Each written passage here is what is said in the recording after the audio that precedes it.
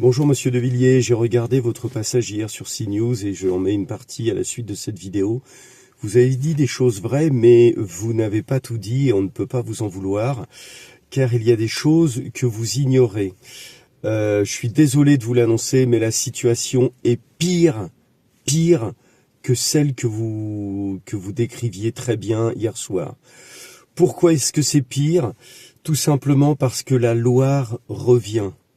La Loire revient. Les gens qui connaissent l'histoire des guerres de Vendée savent que la Loire, c'est la noyade. Eh bien là, la Loire revient. Il faudrait demander aux spécialistes dont vous parlez qu'ils vous décrivent un peu plus davantage les molécules qui sont utilisées actuellement dans des EHPAD, surtout depuis la crise de ce qui s'est passé avec le Rivotril. Il y a 4 molécules et c'est catastrophique. Il y a pour sédater, faire dormir les gens, il y a du midazolam, plus connu sous le nom d'Hypnovel, et ça provoque des œdèmes aigus du poumon. Les poumons se remplissent de flotte et les personnes meurent d'asphyxie comme si elles avaient un sac plastique sur la tête. La Loire revient. Je croisais encore dernièrement un copain infirmier libéral me disant « Ouais, c'est vrai Eric, t'as raison, c'est vrai que par moment on voit un petit peu de mousse rosée sortir de la bouche. C'est les signes catastrophiques de l'œdème aigu du poumon. » Deuxième molécule, il y a de la scopolamine. Ce sont des petits patchs de scopoderme qui sont mis derrière l'oreille. C'est des médicaments qu'on donne en général contre le mal de mer ou pour le mal des transports pour les enfants. Sauf qu'arrivé à une certaine dose, la molécule scopolamine, qui est très connue en Amérique du Sud, également appelée le souffle du diable. Enfin bref. Cette molécule va servir d'épaississant bronchique pour diminuer l'effet de l'œdème aigu du poumon en vain. Et cette molécule va provoquer des cauchemars et des hallucinations.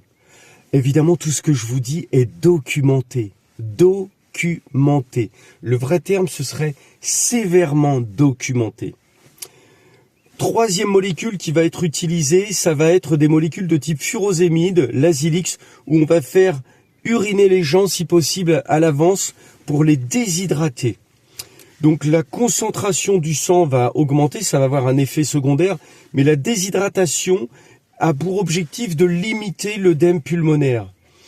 Donc on a des gens qui vont mourir asphyxiés, noyés, avec des cauchemars et des hallucinations, avec un sentiment de déshydratation. Je maintiens, tout ce que je dis est gravement documenté. Et puis quatrième molécule qui est fréquemment utilisée, et là c'est l'horreur, c'est le potassium. Où la personne, on va lui mettre un petit peu de potassium, pas beaucoup, parce qu'en hémoconcentrant son sang, eh bien on va provoquer des troubles du rythme et la personne va décéder. Actuellement, cette euthanasie, qui en grec veut dire mort douce, est en réalité une mort violente. Mais le principe, c'est une mort violente dans le silence. C'est pour ça qu'ils vous la vendent douce. Mais dans euthanasie, il n'y a pas que euta. Donc tout ça, Monsieur De Villiers, il faut que ce soit maximisé, développé, démontré. Et c'est le travail que l'on est en train de faire actuellement avec Valérie Ferrier.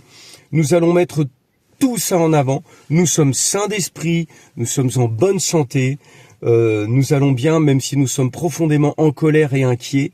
Et tous ces documents, toute cette matière, on va la donner très prochainement pour que les soignants actuellement puissent réaliser que ce que vous avez dit est parfaitement vrai, mais c'est encore pire que ce que l'on peut imaginer. C'est encore bien pire et ça a commencé.